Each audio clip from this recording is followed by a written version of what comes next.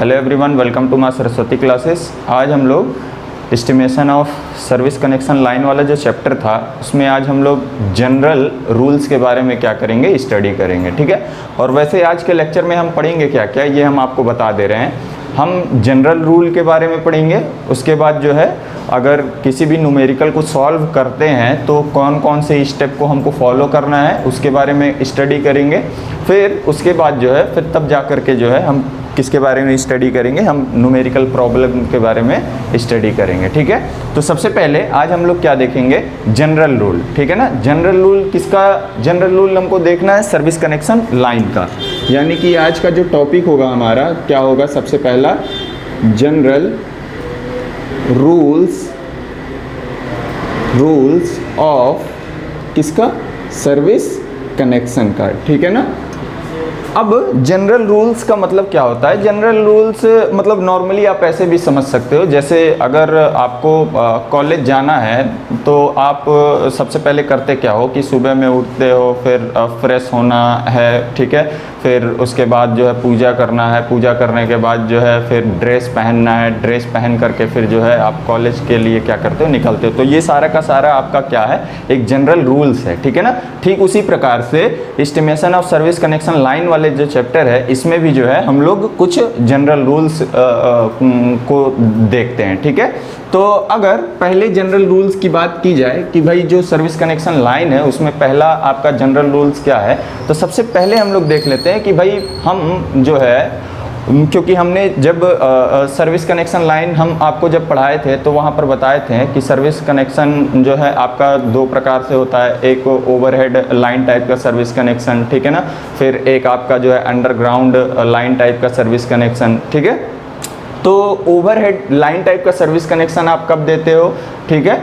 तो overhead line type का service connection तब दिया जाता है जब आपका, अगर पावर के रूप में बात किया जाए, जब पावर जो है मतलब जो कंज्यूमर है उसका जो पावर है आपका क्या है 20 किलोवाट तक का है, तब जो है हम लोग क्या करते हैं कि भाई ओवरहेड लाइन टाइप का क्या करते हैं, सर्विस कनेक्शन उस कंज्यूमर को प्रोवाइड करते हैं। जबकि अगर 20 किलोवाट से पावर हमारा क्या हो जाए, अधिक हो जाए, अगर अधिक हो जाए तब हम क्या करेंगे, तब हम जो है अंडरग्राउंड केबल द्वारा क्या करते हैं, सर्विस कनेक्शन कंज्यूमर को प्रोवाइड करते हैं। क्लियर है, कोई दिक्कत है नहीं है ना। तो ये आपका क्या हो गया, पहला जनरल रूल्स हो गया। अब अगर दूसरे जनरल रूल्स की बात की जाए कि भाई हम लोगों ने पढ़ा था कि जो हमारे पास ओवरहेड लाइन टाइप का जो सर्विस कनेक्शन था, फिर उसमें जो है कई टाइप्स हुए थे, जैसे वर्टिकल ब्रैकेट टाइप का था, हॉरिजॉन्टल ब्रैकेट टाइप का था, फिर ओवरहेड केबल टाइप का था। ठीक है। तो कब जो है वर्टिकल ब्रैकेट टाइप या जीआई पाइप टाइप का सर्विस कनेक्शन प्रयोग किया जाता है, तो मैंने वहां पर आपको बताया था कि जब कंज्यूमर का जो घर है आपका क्या हो, एक मंजिला हो या नीची छत वाला हो, और उसका जो डिस्ट्रीब्यूशन पोल है उससे जो दूरी होनी चाहिए आपकी 15 मीटर से क्या होनी चाहिए, अधिक होनी चाहिए, तब जाकर के वहां पर जो सर्विस कनेक्शन हम प्रोवाइड करते हैं, तब वहाँ पर जो सर्विस कनेक्शन प्रोवाइड किया जाएगा तो वो कौन सा सर्विस कनेक्शन प्रोवाइड किया जाएगा, या तो हम वर्टिकल ब्रैकेट टाइप का सर्विस कनेक्शन प्रोवाइड कर सकते हैं, या फिर जो है किसका प्रोवाइड कर सकते हैं, GI pipe type service connection क्या किया जा सकता है, प्रोवाइड कराया जा सकता है। तो मैंने क्या बोला कि जब मकान, ये कंज्यूमर का मकान है, किसका मकान है, कंज्यूमर का मकान है, ठीक है ना, जिसको सर्विस कनेक्शन हमको क्या करना है, देना है। तो ये कंज्यूमर का मकान है, अगर आपका क्या हो, एक मंजिला हो, क्या हो, एक मंजिला हो, एक मंजिला हो, ठीक है ना, और उसकी जो डिस्ट्रीब्यूशन पोल से दूरी है आपकी 15 मीटर से क्या होनी चाहिए, अधिक होनी चाहिए, तब जाकर के जो है जो सर्विस कनेक्शन हम लोग देते हैं, ओवरहेड लाइन टाइप का सर्विस कनेक्शन देते हैं। अब उसके अंतर्गत कौन सा देंगे, या तो वर्टिकल ब्रैकेट टाइप का या फिर जीआई पाइप टाइप का सर्विस कनेक्शन प्रोवाइड करा दिया जाएगा। क्लियर है। फिर उसके बाद फिर इसी में हम लोगों ने एक हॉरिजॉन्टल ब्रैकेट टाइप का सर्विस कनेक्शन पढ़ा था, और उसके साथ साथ बोला गया था कि भाई एक आई रेक बोल्ट टाइप का भी सर्विस कनेक्शन आपके पास होता है। तो कब हॉरिजॉन्टल ब्रैकेट टाइप का सर्विस कनेक्शन और आई रेक बोल्ट टाइप का सर्विस कनेक्शन प्रोवाइड किया जाएगा, जब कंज्यूमर का जो मकान है, ठीक है ना, वो आपका क्या हो, बहुमंजिला हो। जैसे देखो यहाँ पर मैंने 2 मंजिला दिखा दिया, और एलटी पोल से जो उसकी दूरी होनी चाहिए कंज्यूमर के घर की, वो आपकी 15 मीटर से क्या होनी चाहिए, अधिक होनी चाहिए, तब जा करके जो है वहाँ पर जो सर्विस कनेक्शन हम प्रोवाइड कराएंगे, वहाँ पर कौन सा प्रोवाइड कराते हैं, या तो हॉरिजॉन्टल ब्रैकेट टाइप का सर्विस कनेक्शन प्रोवाइड करा दो, या फिर जो है हम किसका प्रोवाइड कर सकते हैं, आई रेग बोल्ट टाइप का क्या करते हैं, सर्विस कनेक्शन प्रोवाइड करा देते हैं। क्लियर है, कोई दिक्कत है? फिर उसके बाद इसी ओवरहेड लाइन टाइप के सर्विस कनेक्शन में एक हम लोगों ने क्या देखा था, ओवरहेड केबल टाइप का सर्विस कनेक्शन। तो ओवरहेड केबल टाइप का सर्विस कनेक्शन कब प्रोवाइड किया जाता है, जब आपका कंज्यूमर का घर और डिस्ट्रीब्यूशन पोल जो है, या एलटी पोल जो है, ये पोल ही तो है, एलटी पोल जो है, उनके बीच की जो दूरी है आपकी 15 मीटर से क्या हो जाए, 15 मीटर से जब कम हो जाए दूरी, तब जा करके जो है हम लोग क्या करते हैं, ओवरहेड केबल टाइप का सर्विस कनेक्शन क्या करते हैं, प्रोवाइड कराते हैं कंज्यूमर को। क्लियर है? अब उसके बाद देखिए, फिर आपका अगर वोल्टता के आधार पर पूछा जाए कि वोल्टता के आधार पर जो है कब ओवरहेड लाइन टाइप का सर्विस कनेक्शन प्रोवाइड कराएंगे और कब अंडरग्राउंड लाइन टाइप का सर्विस कनेक्शन प्रोवाइड कराएंगे, तो जनरली अगर बात की जाए तो 11 kV से कम की वोल्टता वाली जितनी भी लाइनें होती हैं, उनका जो सर्विस कनेक्शन प्रोवाइड कराया जाता है वो आपका ओवरहेड लाइन टाइप के द्वारा सर्विस कनेक्शन प्रोवाइड कराया जाता है। जबकि 11 kV या 11 kV से अधिक की वोल्टता वाली लाइनें जो होती हैं, और अगर वोल्टता वाली लाइन हो जाए और कंज्यूमर को अगर सर्विस कनेक्शन प्रोवाइड कराना हो, तब जो है हम लोग क्या करते हैं, अंडरग्राउंड केबल टाइप का सर्विस कनेक्शन प्रोवाइड कराते हैं। क्लियर है?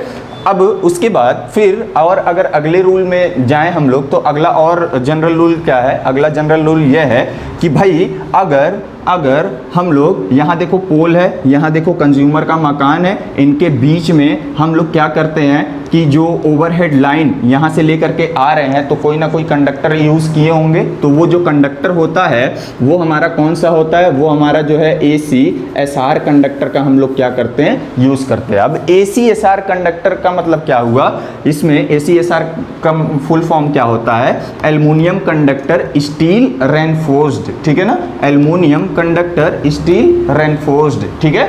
तो ACSR कंडक्टर का हम क्या करते हैं, जो हमारे पास एलटी पोल है और जो कंज्यूमर के घर के भवन पर हम लोग जो वर्टिकल ब्रैकेट टाइप का या फिर GI पाइप लगा रहे हो या फिर हॉरिजॉन्टल ब्रैकेट लगा रहे हो, तो उनके बीच में जो कंडक्टर फेज और न्यूट्रल के लिए जो इस्तेमाल किया जाएगा वो आपका ACSR कंडक्टर इस्तेमाल किया जाएगा। जबकि मैंने अगर पिछला लेक्चर आप मेरा देखोगे तो वहाँ पर मैंने न्यूट्रल कंडक्टर के लिए जो है जो बताया था कि कौन सा वायर यूज़ किया जाएगा, वहाँ पर मैंने 6SWG GI वायर का क्या बोला था कि यूज़ कर सकते हो, ठीक है। बट आप जो है या तो 6SWG GI वायर का इस्तेमाल करो या फिर ACSR कंडक्टर का भी क्या कर सकते हो, इस्तेमाल कर सकते हो फेज और न्यूट्रल कंडक्टर के लिए, ठीक है ना। अब उसके बाद फिर क्या चीज़ कि आपका अब यहाँ से लेकर के, जैसे ही यहाँ पर मान लो कि वर्टिकल ब्रैकेट टाइप है, अब यहाँ से यहाँ तक जो है आपने कंडक्टर लेकर के आ गया। अब यहाँ से वर्टिकल ब्रैकेट से फिर जो है हम क्या करते हैं कि अपनी लाइन को बढ़ा करके ला करके एनर्जी मीटर में क्या करते थे, टैप करवाते थे या फिर ला करके जोड़ते थे, ठीक है ना।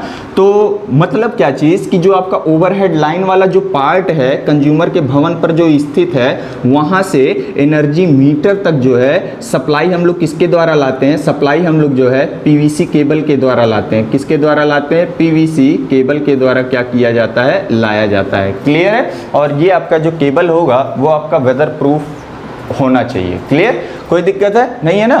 तो ये आपका क्या हो गया कि भाई कंडक्टर कौन सा इस्तेमाल करेंगे, ACSR कंडक्टर का इस्तेमाल करेंगे, केबल कौन सा इस्तेमाल करेंगे, वेदर प्रूफ या फिर PVC केबल का क्या कर लिया जाता है, इस्तेमाल कर लिया जाता है, ठीक है। अब उसके बाद फिर क्या चीज़ कि आपने देखा होगा कि जब हम लोग क्या कर रहे थे, चाहे वर्टिकल ब्रैकेट टाइप का था चाहे हॉरिजॉन्टल ब्रैकेट टाइप का, जब सर्विस कनेक्शन प्रोवाइड कराया जा रहा था, तो मान लीजिए कि इधर से लाइन आ रही है, तो यहाँ पर जो ब्रैकेट लगे रहते थे, ब्रैकेट पर क्या किया जाता था, लाइन अगर इधर से आ रही है तो लाइन के विपरीत दिशा में हम लोग क्या करते थे कि स्टे अरेंजमेंट करते थे, जिससे कि हमारा जो ब्रैकेट वगैरह है उसको सपोर्ट मिलता रहे। क्लियर है।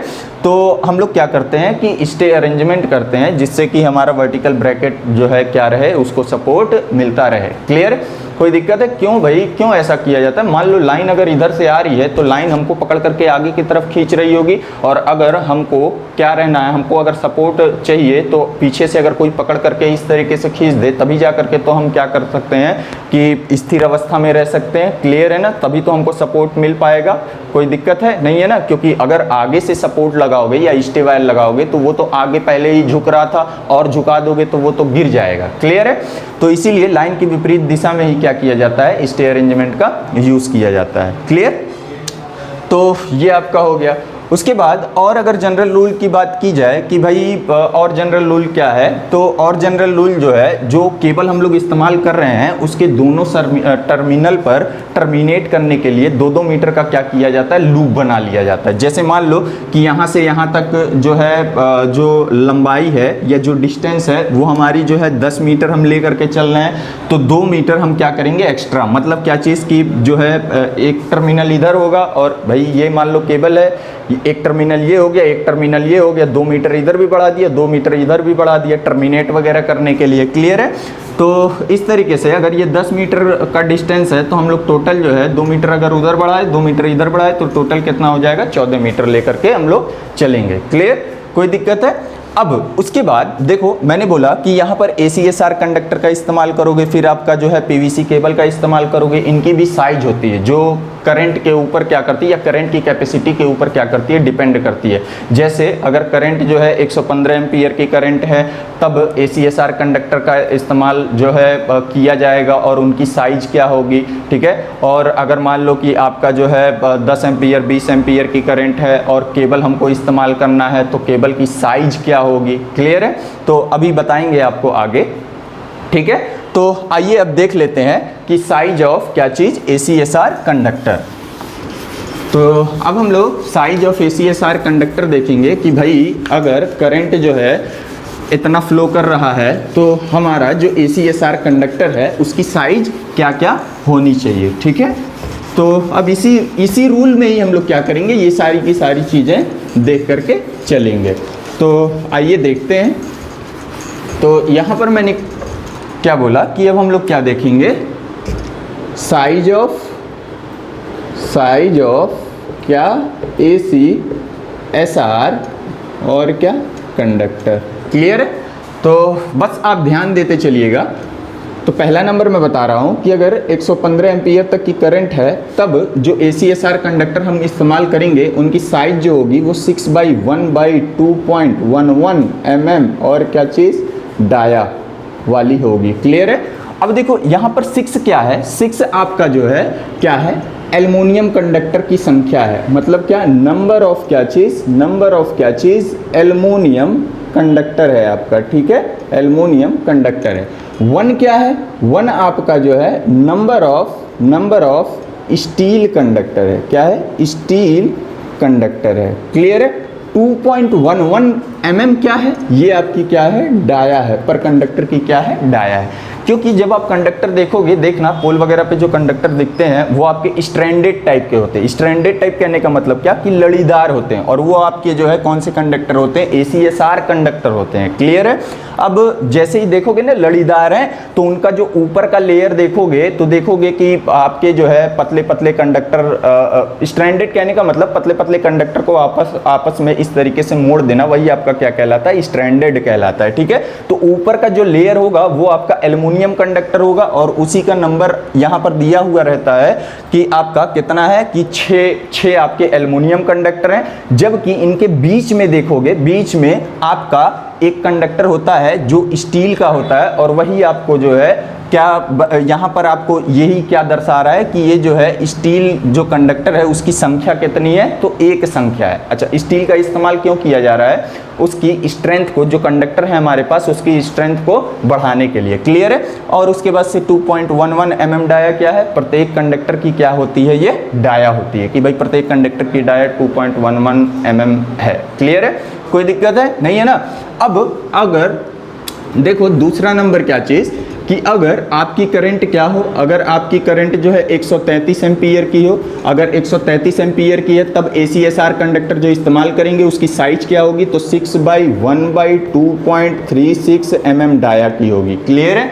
फिर उसी प्रकार फिर अब अगला नंबर, तीसरा नंबर, अगर आपकी करंट कितनी हो जाए, अगर आपकी करंट जो है 150 एम्पीयर की हो जाए तब जो है हमारा जो साइज होगा ACSR कंडक्टर का वो कितना होगा, तो 6/1/2.59 mm डाया का होगा। क्लियर है। फिर आगे बढ़िए, आगे बढ़ेंगे, मतलब कहने का मतलब क्या चीज़ कि अगर हमारा करंट जो है कितना हो जाए, अगर हमारी करंट 181 एम्पीयर हो जाए तब जो कंडक्टर की साइज होगी वो कितनी होगी, 6/1/3.00 mm डाया की होगी। ठीक है। फिर अगर करंट हमारी कितनी हो जाए, अगर करंट हमारी जो है हमारी 208 एम्पीयर की हो जाए, ठीक है, तब हमारा जो कंडक्टर का साइज होगा वो कितना होगा, 6/1/3.35 mm डाया का होगा। ठीक है। फिर उसके बाद अगला नंबर कि अगर करंट हमारी कितनी हो जाए, अगर करंट जो है हमारी 234 एम्पीयर की हो जाए, 234 एम्पीयर की हो जाए तब जो ACSR कंडक्टर की साइज होगी वो 6/1/3.66 mm डाया की होगी। क्लियर है।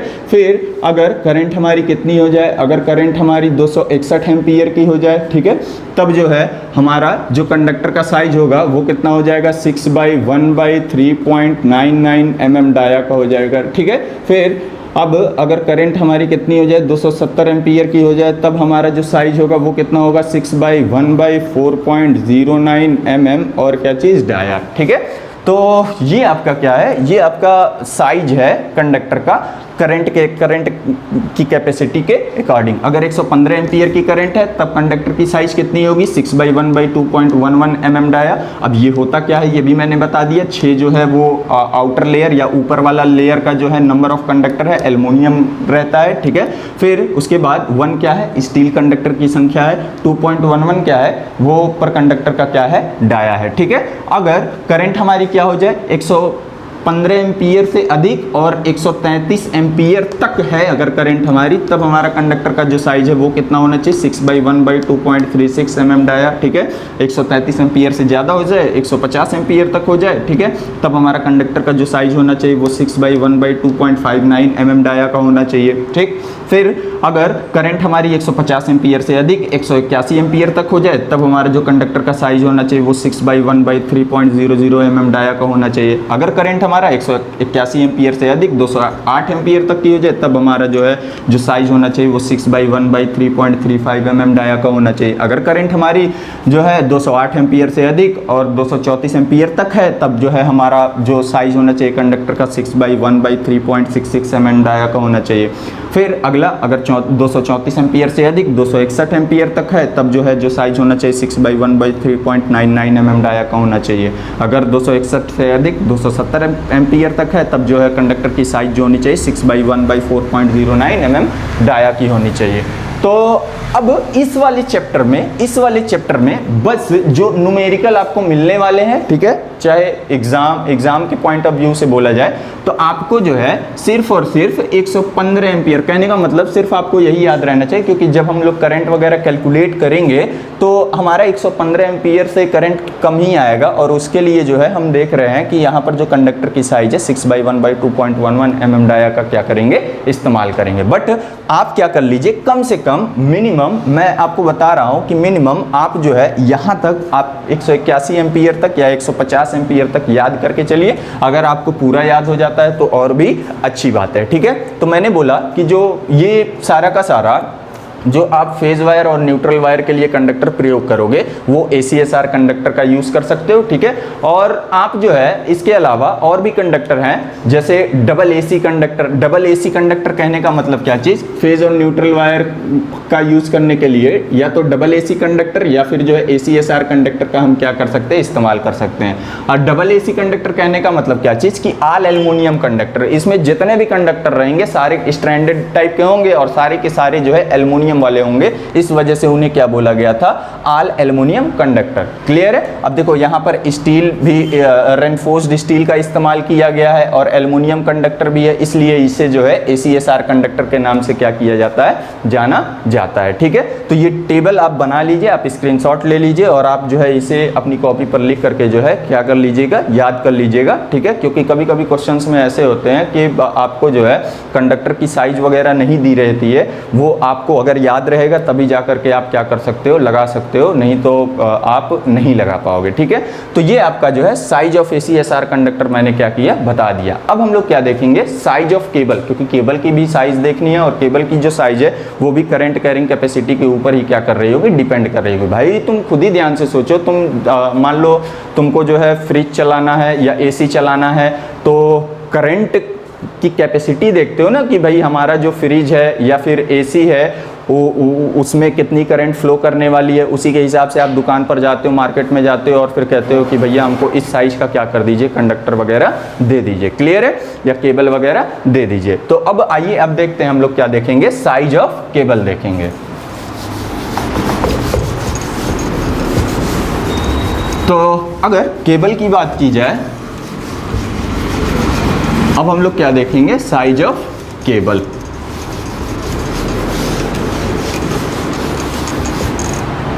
अब साइज ऑफ केबल के बारे में क्या किया जाएगा, देखा जाएगा। तो ये भी आपकी जो है करंट कैरिंग कैपेसिटी के ऊपर क्या करती है, डिपेंड करती है। तो एक तरफ हम क्या लिखेंगे, एक तरफ जो है हम क्या लिखेंगे, करंट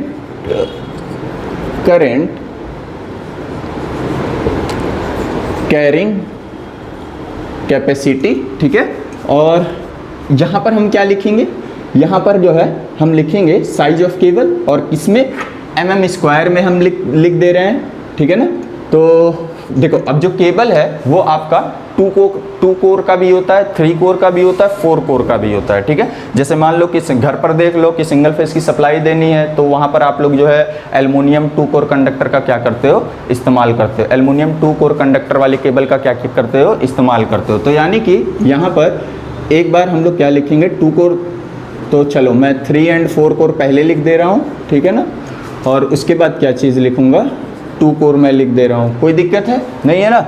अब उसके बाद क्या चीज़ कि आपका ये जो भी हम लोग एस्टिमेशन ऑफ सर्विस कनेक्शन पढ़ रहे हैं, उसमें जो वोल्टेज का जो ग्रेड है वो हम लोग तो LT लाइन के लिए ही पढ़ रहे हैं, डिस्ट्रीब्यूशन लाइन के लिए ही पढ़ रहे हैं। तो यानी कि यहाँ पर जो वोल्टेज का जो ग्रेड होगा वो आपका जो है 250/650 वोल्ट ग्रेड के बारे में ही क्या किया जाएगा, पढ़ा जाएगा। मैंने क्या बोला, क्योंकि इससे पहले अगर 3rd ईयर के बच्चे होंगे जो, तो अभी यहाँ पर थोड़ा सा अलग मिलेगा। अलग क्यों मिलेगा, क्योंकि 3rd ईयर के बच्चों ने जब अंडरग्राउंड केबल टाइप का जब सर्विस कनेक्शन जब पढ़ा होगा या जब मैंने पढ़ाया होगा, तो वहाँ पर देखोगे आप लोग कि वहाँ पर साइज ऑफ जब केबल लिखा जा रहा था तो वहाँ पर वोल्टता का जो ग्रेड लिया गया था वो 11 kV का ही क्या किया गया था, लिया गया था। अब यहाँ पर 11 kV से कम तक का है, तो इस वजह से जो है यहाँ पर साइज वगैरह आपकी क्या होगी, डिफरेंट होगी। क्लियर है। तो आइए अब देखते हैं। तो देखते हैं, तो अगर हमारा 23 एम्पियर तक की करंट है, 23 एम्पियर तक की करंट है, तब 3 और 4 कोर जो केबल रहेगा उसकी साइज हमारी जो है कितनी होगी, 4 mm² होगी। ठीक है, फिर अब आपका अगर करंट की कैपेसिटी कितनी हो जाए, 30 एम्पियर हो जाए, तब आपका 6 mm² केबल की साइज होगी। फिर अगर करंट आपका 40 एम्पियर का हो जाए, तब आपका जो साइज है वो केबल का कितना हो जाएगा, 10 mm² हो जाएगा। क्लियर है। फिर अगर आपका 51 एम्पियर की करंट हो जाए, तब आपका साइज कितना हो जाएगा, 16 mm² हो जाएगा। क्लियर है। फिर अगर करंट की जो कैपेसिटी है आपकी वो आपकी 70 एम्पियर हो जाए, तब जो साइज है केबल का वो आपका कितना हो जाएगा, वो आपका जो है 25 mm² का हो जाएगा। अगर आपका क्या चीज़ कि जो करंट की कैपेसिटी है वो आपकी 86 एम्पियर हो जाए, तब साइज आपका कितना हो जाएगा केबल का, 35 mm² हो जाएगा। क्लियर। जब करंट आपका कितना हो जाए, करंट आपका 105 एम्पियर हो जाए कैपेसिटी उसकी, तब साइज इसका कितना हो जाएगा, 50 mm² का हो जाएगा। क्लियर है। फिर अगर करंट आपका 130 एम्पियर का हो जाए, तब इसकी साइज आपकी कितनी हो जाएगी, 70 mm² की हो जाएगी, ठीक है ना। और भी टेबल में और भी बहुत सारी करंट कैरिंग कैपेसिटी है, बट आपको जो है इतना तक ही क्या करना है, ध्यान देना है, ठीक है ना। अब उसके बाद से अगर 2 कोर केबल की बात की जाए, 2 कोर केबल की बात की जाए, तो 2 कोर केबल के लिए जो है हम यहाँ पर करंट कैरिंग कैपेसिटी देखेंगे कि अगर हमारी 81 एम्पियर तक की करंट फ्लो कर रही है, तब हमारा 2 कोर केबल की जो साइज होगी वो हमारी कितनी होगी, 2.5 mm² होगी। क्लियर है। फिर अगर हमारा करंट की कैपेसिटी कितनी हो जाए, अगर हमारी करंट की कैपेसिटी जो है 27 एम्पियर की हो जाए, तब हमारा जो 2 कोर केबल की साइज होगी वो कितनी होगी, 4 mm² की हो जाएगी, ठीक है। फिर अगर करंट की कैपेसिटी हमारी कितनी हो जाए, 35 एम्पियर की हो जाए, तब हमारा केबल का साइज कितना होगा, 6 mm² का हो जाएगा। अगर करंट की कैपेसिटी हमारी कितनी हो जाए, अगर करंट की कैपेसिटी हमारी 47 एम्पियर हो जाए, तब हमारा जो साइज होगा वो कितना हो जाएगा, 10 mm² का हम लोग क्या करेंगे, यूज़ करेंगे। अगर करंट की कैपेसिटी हमारी कितनी हो जाए, अगर करंट की कैपेसिटी हमारी 59 एम्पियर की हो जाए, तब हमारा साइज कितना होगा, तब हमारा साइज 16 mm² का हो जाएगा, ठीक है। फिर अगर करंट की कैपेसिटी हमारी 78 एम्पियर की हो जाए, तब साइज हमारा कितना होगा, 25 mm² का यूज़ करेंगे। अगर करंट की कैपेसिटी हमारी जो है कितनी हो जाए, अगर करंट की कैपेसिटी 99 एम्पियर हो जाए, तब हमारा जो साइज होगा वो कितना हो जाएगा, 35 mm² का यूज़ करेंगे, ठीक है। अगर करंट की कैपेसिटी हमारी कितनी हो जाए, 125 एम्पियर की हो जाए, तब हमारा जो साइज होगा वो कितना हो जाएगा, वो हमारा 50 mm² का क्या कर लेंगे, यूज़ कर लेंगे। अगर करंट की कैपेसिटी हमारी 150 एम्पियर तक की हो जाए, तब जो साइज होगा वो कितना हो जाएगा, 70 mm² हो जाएगा। क्लियर है। तो मैंने क्या बताया आपको, मैंने बताया कि आप जो इस्तेमाल करोगे केबल की साइज, अगर आप 2 कोर केबल का इस्तेमाल कर रहे हो और करंट की कैपेसिटी आपकी 21 एम्पियर तक की है, ठीक है ना, तब साइज कितना होगा, 2.5 mm² का होगा। अगर करंट की कैपेसिटी कितनी हो जाए, 27 एम्पियर की हो जाए, ठीक है ना, मतलब 21 एम्पियर से ज़्यादा और 27 एम्पियर तक हो जाए, तब 4 mm² का। फिर उसी प्रकार से 27 से ज़्यादा 35 तक, तब 6, ठीक है ना, 35 से ज़्यादा 47 तक, तब आपका कितना, 10, ठीक है। अब अगर 3 कोर 4 कोर केबल की बात कर ली जाए, जैसे आपसे बोल दिया कि जो सर्विस कनेक्शन देना है वो 3 फेज 4 वायर द्वारा देना है, तो मतलब अब यहाँ पर जो केबल होगा वो कितने कोर वाला होगा, वो आपका 4 कोर वाला होगा, 3 फेज 1 न्यूट्रल वाला, ठीक है ना। तब साइज अलग से, तब अगर आपका 23 एम्पियर तक की करंट है तब 4 mm², ठीक है ना। फिर अगर जो है आपका 30 एम्पियर तक है तब 6 mm², ठीक है ना, मतलब 23 से ज़्यादा और 30 तक। तो इस तरीके से जो है आपको क्या करना है कि ये साइज जो है ध्यान में रखना है केबल का, क्योंकि आप जब तक ये नहीं ध्यान में रखोगे तब तक आप आगे नहीं बढ़ सकते हो। अब देखो, अब क्या चीज़ कि आपका जो मतलब एग्ज़ाम के पॉइंट ऑफ व्यू से जो इम्पॉर्टेंट है, केवल और केवल ज़्यादा मत याद करना, ज़्यादा याद करने की ज़रूरत नहीं है, सिर्फ और सिर्फ जो है आप 50 mm² तक का क्या कर लेना, याद कर लेना, ठीक है ना। इतने के अंदर ही आपको जो है सारा का सारा क्वेश्चंस क्या हो जाएगा, लग जाएगा। क्लियर है। तो ये आपका क्या हो गया, साइज ऑफ केबल। तो इसे आप जो है स्क्रीनशॉट ले लीजिए और स्क्रीनशॉट लेकर के अपने कॉपी में अच्छे से लिखिए। लिखने के बाद जो है आप क्या करिएगा कि इसे अच्छे से याद कर लीजिएगा, ठीक है। तो ये आपका साइज ऑफ केबल्स वगैरह हो गया, ठीक है। अब इसके बाद हम लोग क्या देखेंगे,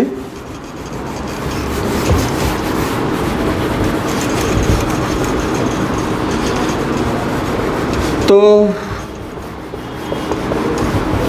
अब जनरल रूल में अगर बात की जाए इसके आगे, तो अब आते हैं हम लोग किस पर, अंडरग्राउंड केबल वाले पर आ जाते हैं। तो भाई अंडरग्राउंड केबल वाले में मैंने क्या बोला कि अंडरग्राउंड केबल टाइप का सर्विस कनेक्शन आप कब प्रोवाइड करोगे, जब जो कंज्यूमर है वो उसको जो सर्विस कनेक्शन चाहिए, अगर आपका जो पावर है, पावर के हिसाब से बात की जाए तो अगर आपका 20 किलोवाट से क्या हो जाए, अधिक हो जाए पावर, तब जा करके जो सर्विस कनेक्शन प्रोवाइड कराओगे, अंडरग्राउंड केबल टाइप का सर्विस कनेक्शन प्रोवाइड कराओगे।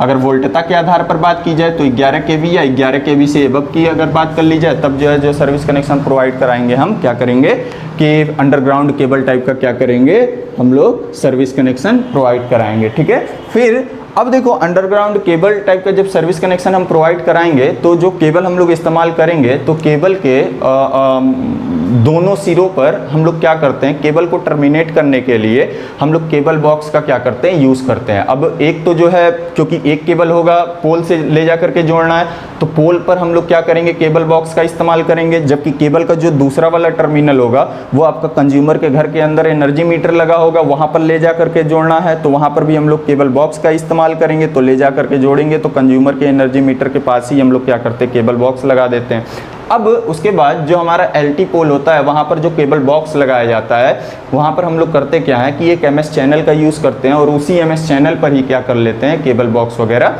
लगा देते हैं। तो ये आपके जो है कुछ जनरल रूल्स थे, ठीक है। अब इसके बाद हम लोग आते हैं कि भाई अगर हमको न्यूमेरिकल सॉल्व करना है तो किस किस स्टेप को हमको फॉलो करना पड़ेगा, ठीक है ना। तो अब हम लोग क्या देखेंगे, अब हम लोग जो है स्टेप देखेंगे।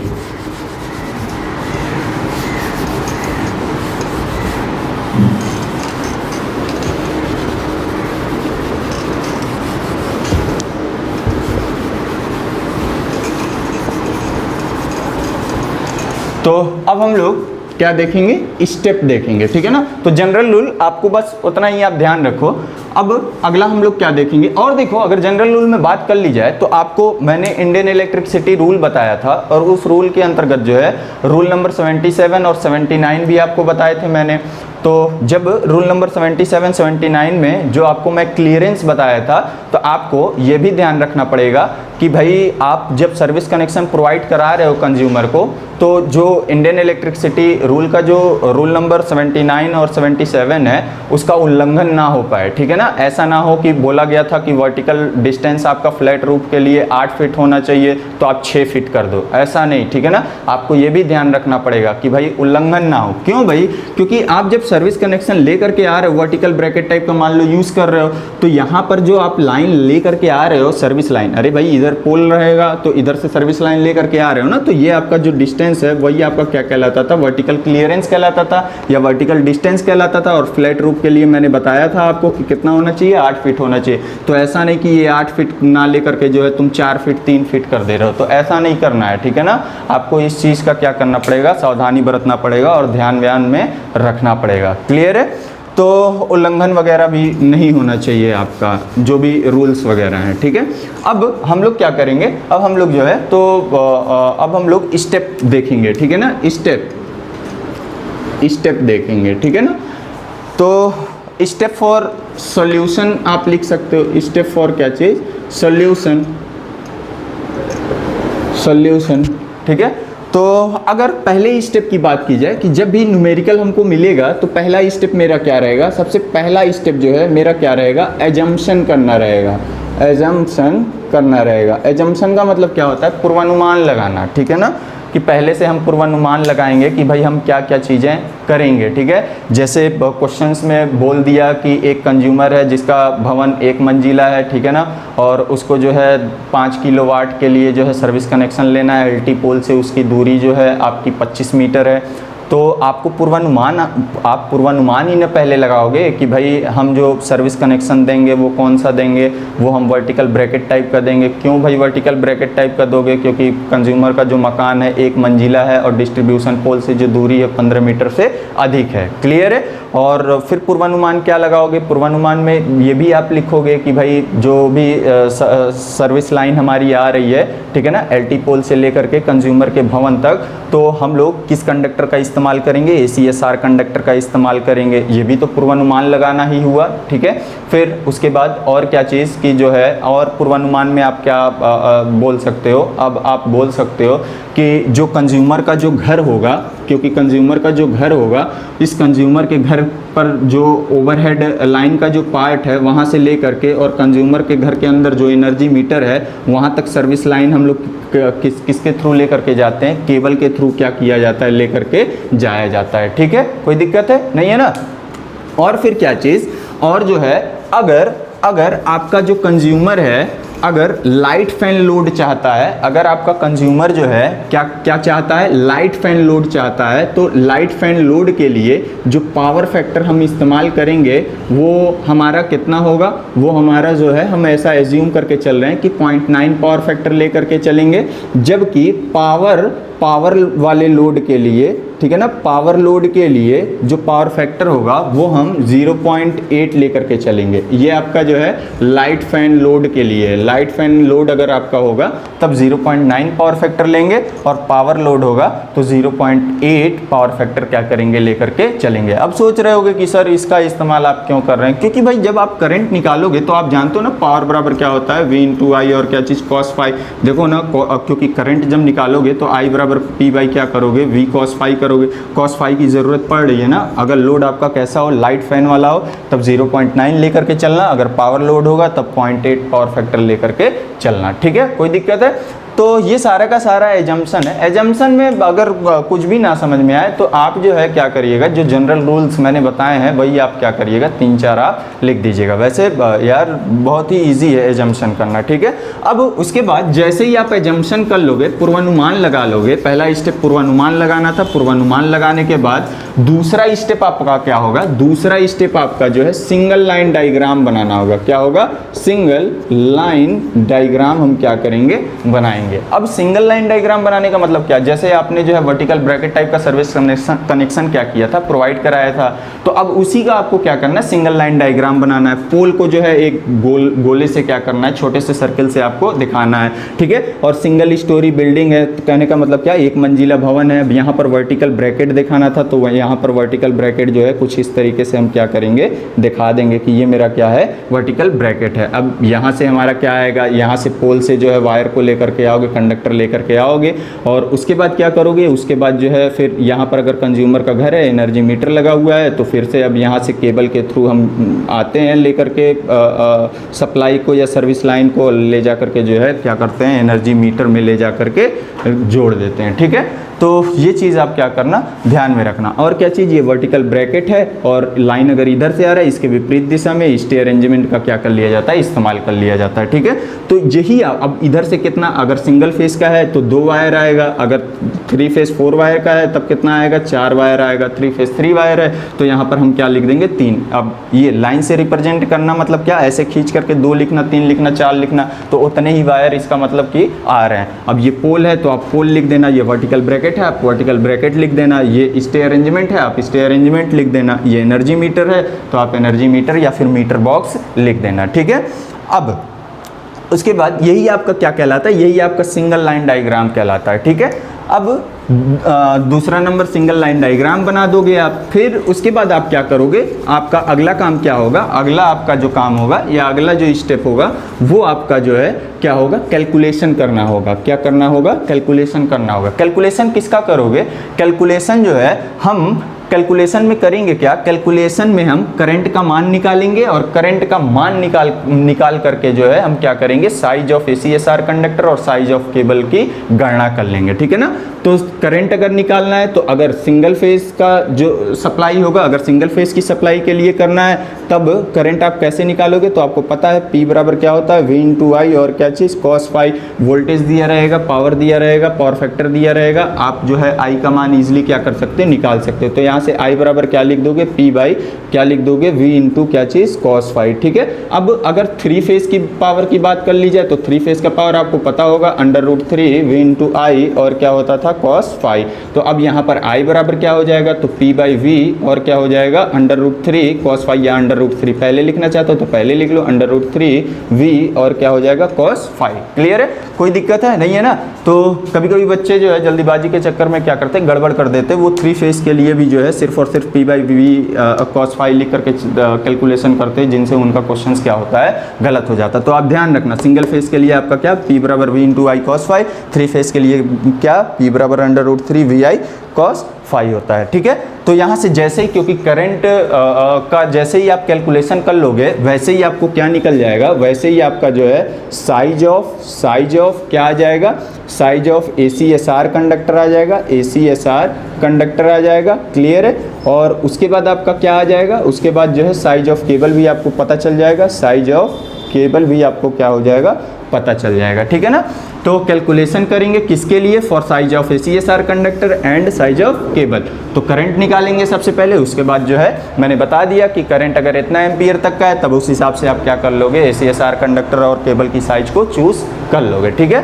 तो आप ये निकालोगे। अब कैलकुलेशन में ही हम क्या कर लेंगे, कैलकुलेशन में ही जो है अगला स्टेप मेरा क्या रहेगा, लेंथ ऑफ, क्या कर लेंगे, लेंथ ऑफ फेज एंड क्या चीज़, न्यूट्रल वायर, ठीक है ना। Length of phase and neutral wire, कि जैसे मान लो कि ये कंज्यूमर का घर था, इधर आपका क्या था, LT पोल था, ठीक है ना, और यहाँ से इसकी जो दूरी थी आपकी जो है 25 मीटर दी हुई थी। तो आपका देखो ना, और 3 फेज की सप्लाई देना था, ठीक है ना, 3 फेज की आपको क्या करना था, सप्लाई देना था। तो 3 फेज की सप्लाई दे रहे हो तो 3 फेज 4 वायर का मैंने मान लिया कि सप्लाई दे रहे हैं, तो यहाँ से आपका जो है 4 वायर होकर के गुजर रहा है। तो अब बताओ कि जो है ACSR कंडक्टर का लेंथ कितना होगा। तो देखो ना कि यहाँ कहने का मतलब पोल से लेकर के और जो भवन है, भवन तक आपके 4 वायर आ रहे हैं और दोनों के बीच की डिस्टेंस 25 मीटर है। तो 25 गुणे क्या करेंगे, 4 करेंगे, 25 गुणे 4 करोगे। क्यों भाई, क्योंकि भाई एक wire 25 metre, 2 wire 25 metre, 3 wire 25 metre, 4 wire 25 metre, तो इसीलिए 25 गुणे आप क्या कर दो, 4 कर दो। जितना आएगा फिर उसके बाद हम क्या कर लेंगे, 2% सैग को क्या कर लेंगे, जोड़ लेंगे। 2% 3% आप क्या कर सकते हो, सैग को जोड़ लेते हो। सैग का मतलब क्या, सैग का मतलब होता है कि जैसे आप लाइन लेकर के आ रहे हो या लाइन देखे होगे तो इस तरीके से नीचे की ओर क्या रहता है, कुछ झुका हुआ रहता है, ठीक है ना। तो इसी को क्या बोला जाता है, सैग बोला जाता है। तो 2% हम क्या कर रहे हैं, एक्स्ट्रा लेकर के चलेंगे। तो उस हिसाब से हम क्या कर सकते हैं, length of phase and neutral wire को कैलकुलेट कर सकते हैं, ठीक है। फिर उसके बाद और क्या चीज, अगला चीज क्या कि इसी में जो है हम लेंथ ऑफ अर्थ वायर भी क्या कर सकते हैं, निकाल सकते हैं, लेंथ ऑफ अर्थ वायर, ठीक है। अब अर्थ वायर की अगर साइज की बात की जाए तो अर्थ वायर जो है या तो 6SWG का इस्तेमाल कर सकते हो या फिर जो है 8SWG का क्या कर सकते हो, इस्तेमाल कर सकते हो, ठीक है। तो अर्थ वायर यहाँ से लेकर के आपका कंज्यूमर के एनर्जी मीटर तक आएगा, तो आपका ये 25 मीटर और इधर आपका जितना भी 10 मीटर मान लो कैलकुलेट कर लोगे, तो उस हिसाब से आप क्या कर सकते हो, अर्थ वायर को कैलकुलेट कर सकते हो, ठीक है। तो इस तरीके से आप लेंथ निकाल लोगे। तो तीसरा कैलकुलेशन आप करोगे, सबसे पहले करंट निकालोगे, size of ACSR conductor, size of cable, फिर उसके बाद से length of phase and neutral wire, फिर लेंथ ऑफ अर्थ वायर, ठीक है ना, निकाल लोगे, ठीक है। अब इसके बाद अगला आपका स्टेप क्या होगा, अगला आपका जो स्टेप होगा वो आपका क्या होगा, आपका जो है आपको अगला क्या करना पड़ेगा, आपको जो है schedule of material with cost, आपको एक सारणी बनानी पड़ेगी और उस सारणी में आपको लिखना पड़ेगा कि भाई जो सर्विस कनेक्शन आपने प्रोवाइड किया हुआ है उसमें कौन कौन सी सामग्री वगैरह आपकी लगी हुई है। तो यानी कि अगला नंबर आपका क्या रहेगा, अगला नंबर जो है आपको क्या करना है, शेड्यूल बनाना है, शेड्यूल ऑफ मटेरियल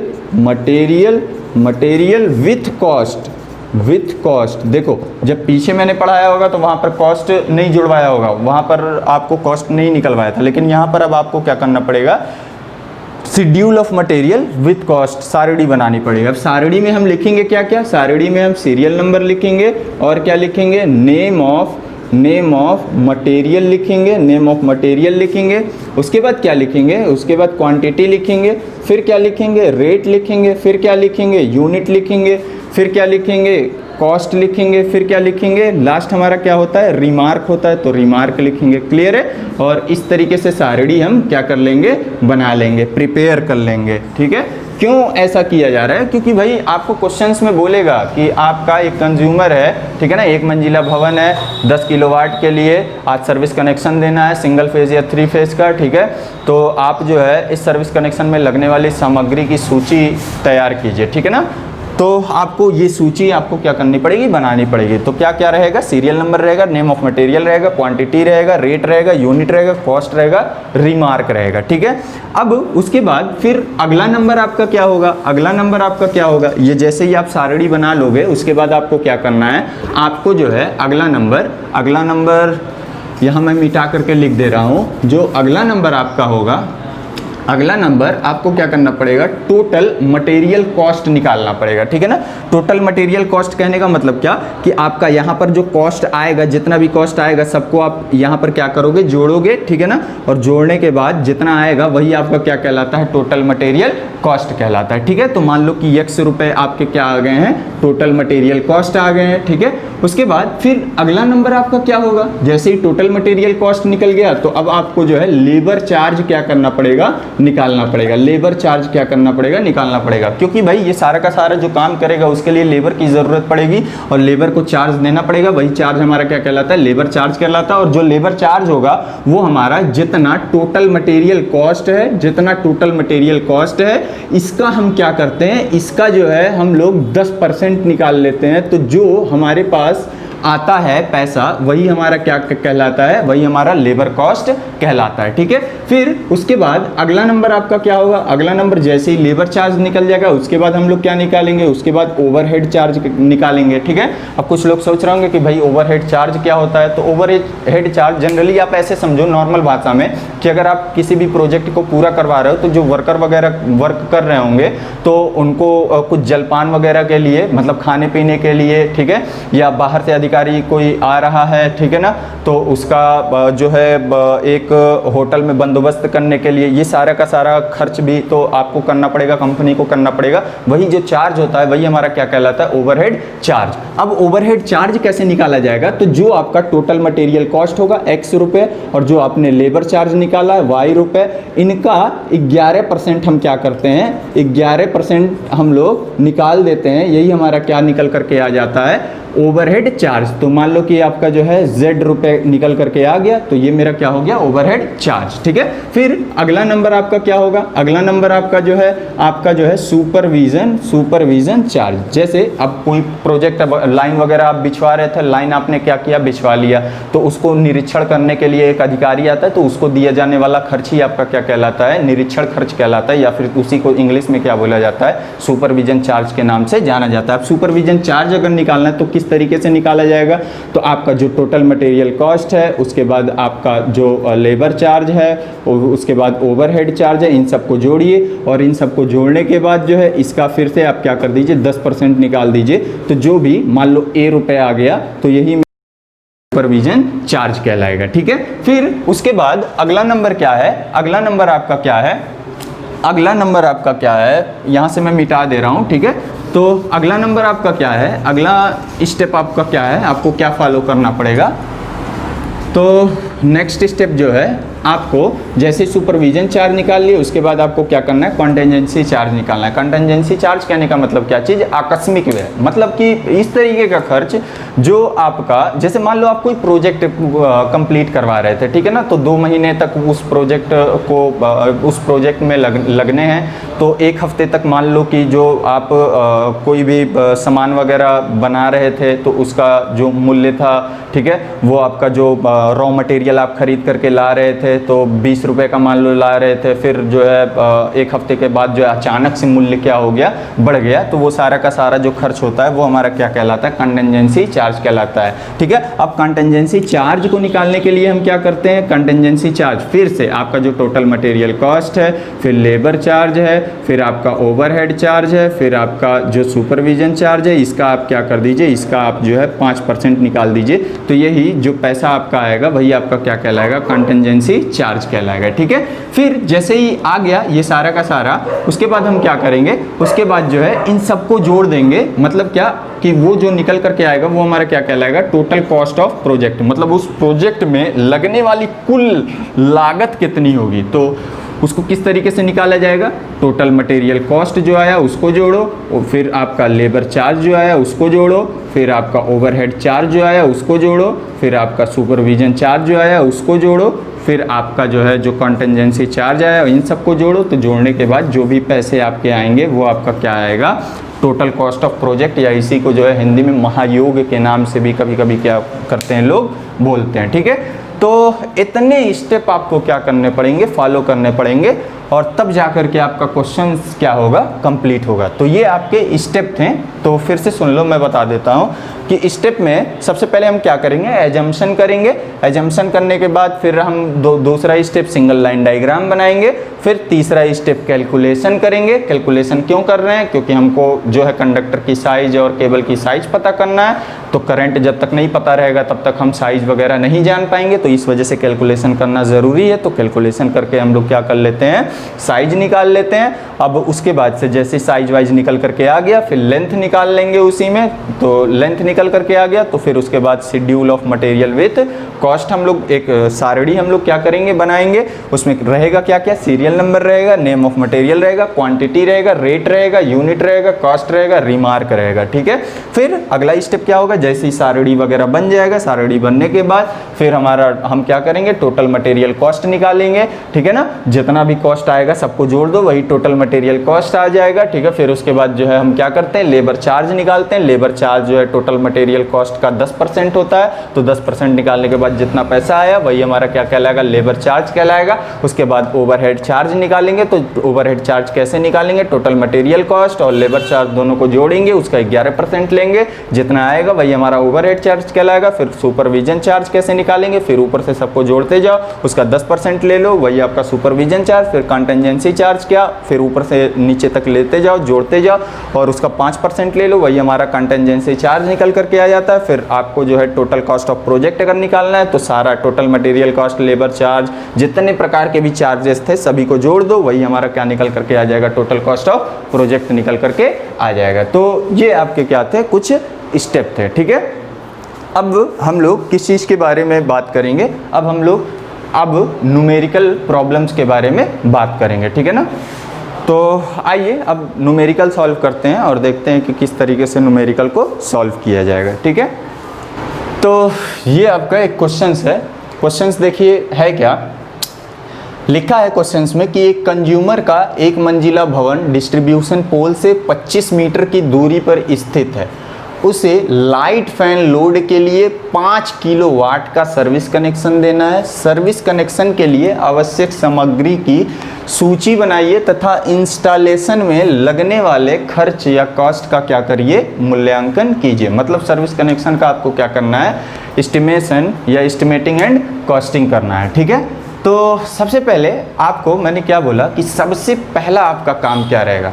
देखो भाई, क्वेश्चंस को सबसे पहले एक बार आप पढ़ लो, ठीक है ना, अच्छे से पढ़ लो ताकि आप जान जाओ कि करना क्या है। तो क्वेश्चंस में कह रहा है कि भाई एक कंज्यूमर था, ठीक है ना, उसके पास एक घर था जो एक मंजिला था, और एलटी पोल से उसकी जो दूरी थी आपकी कितनी थी, 25 मीटर थी। ठीक है, अब उसको जो है लाइट फैन लोड के लिए, अगर लाइट फैन लोड कर कह दिया तो कहने का मतलब अब उसको जो है सिंगल फेज का ही सर्विस कनेक्शन चाहिए। और लाइट फैन लोड बोला है तो अब पावर फैक्टर हम कितना इस्तेमाल करने वाले हैं, हम पावर फैक्टर जो है 0.9 क्या करेंगे, इस्तेमाल करेंगे। ठीक है ना, तो आपका बोल रहा है कि लाइट फैन लोड के लिए 20 किलोवाट आपका कितना, 5 किलोवाट तक का जो है क्या करना है, सर्विस कनेक्शन देना है। ठीक है ना, तो आपका जो पावर है वो आपका 20 किलोवाट से क्या है, कम है। तो यानी कि जो सर्विस कनेक्शन होगा वो आपका कौन सा होगा, वो आपका जो है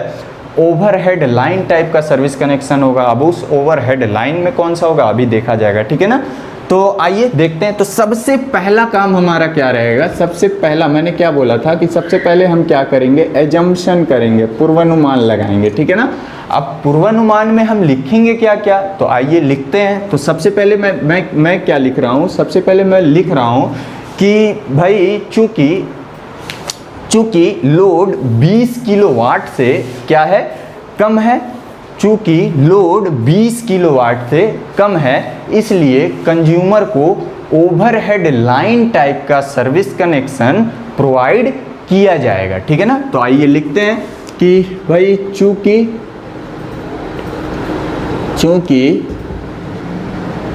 कंज्यूमर का लोड या कंज्यूमर का पावर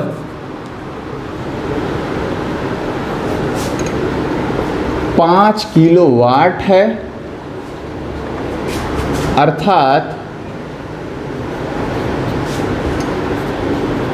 यह 20 किलोवाट से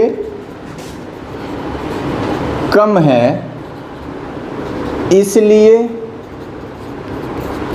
इसलिए कंज्यूमर को overhead line type service connection provide किया जाएगा। तो सबसे पहले तो हमने यही बता दिया कि जो भी सर्विस कनेक्शन हम देंगे वो ओवरहेड लाइन टाइप का देंगे। अब ओवरहेड लाइन में फिर किस प्रकार का सर्विस कनेक्शन हम देंगे, तो हमने बताया था कि जब आपका कंज्यूमर का मकान क्या होगा, एक मंजिला होगा, डिस्ट्रीब्यूशन पोल से उसकी जो दूरी होगी वो आपकी 15 मीटर से अधिक होगी, तब वर्टिकल ब्रैकेट टाइप का क्या किया जाएगा, सर्विस कनेक्शन प्रोवाइड कराया जाएगा। तो अब देखो, अब यहाँ पर एक मंजिला है, तो अब अगला हम क्या लिख सकते हैं, अगला लिख सकते हैं चूंकि कंज्यूमर का भवन एक मंजिला है, इसलिए इस एक मंजिला है, और ऐसे भी लिख लो, और एलटी पोल से दूरी 15 मीटर से अधिक है,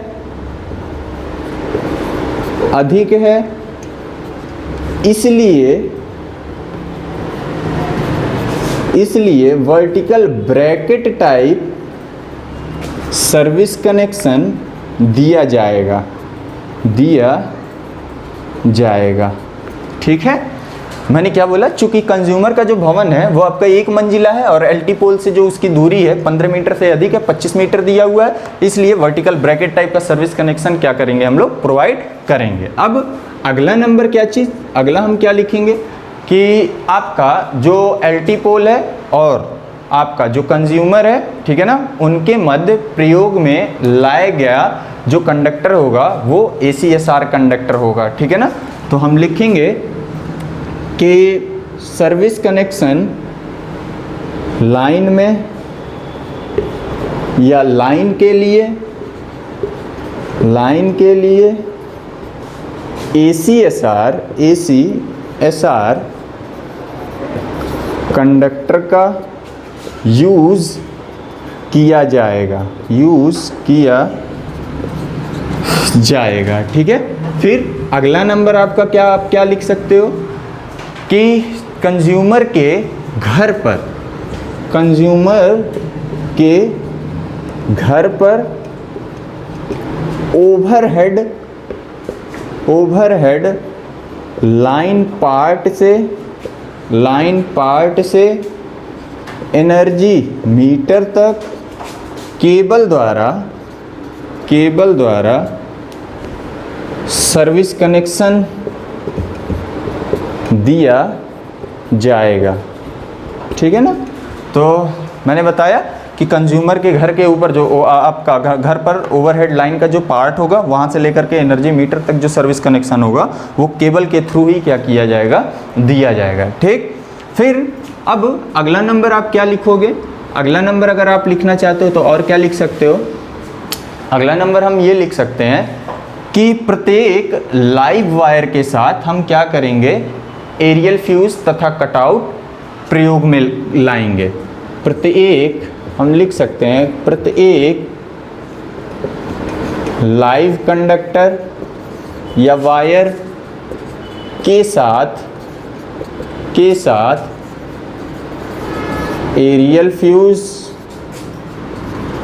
तथा कटआउट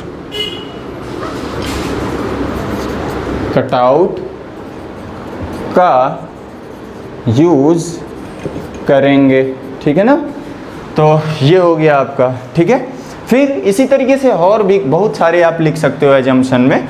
मिनिमम आप क्या करिएगा, 5 लिखिएगा। ठीक है, अब आप ये भी लिख सकते हो कि लाइन के विपरीत दिशा में स्टे अरेंजमेंट करेंगे, ठीक है ना, तो आप लिख लेना, ठीक है। तो कम से कम 5-6 आप क्या करिएगा, लिखिएगा। तो ये एजम्पशन हो गया, ठीक है। तो पहला काम आपका क्या था, एजम्पशन करना। मैंने एजम्पशन करके आपको क्या किया, दिखा दिया। अब दूसरा स्टेप हमारा क्या था, दूसरा स्टेप मैंने बताया था कि हम क्या करेंगे, सिंगल लाइन डायग्राम बनाएंगे, ठीक है। तो अब आइए अब बनाते हैं सिंगल लाइन डायग्राम। आप इसका जो है स्क्रीनशॉट भी ले सकते हैं, स्क्रीनशॉट लेकर के आप अपने कॉपी में लिख सकते हैं। अब चूंकि मेरे पास बोर्ड छोटा है, इस वजह से जो है मुझे मिटा करके ही फिर से क्या करना पड़ेगा, यहाँ पर बनाना पड़ेगा, ठीक है। तो अब अगला स्टेप हमारा क्या रहेगा, अगला स्टेप हमारा क्या रहेगा, अगला स्टेप हमारा सिंगल लाइन डायग्राम बनाना रहेगा, ठीक है।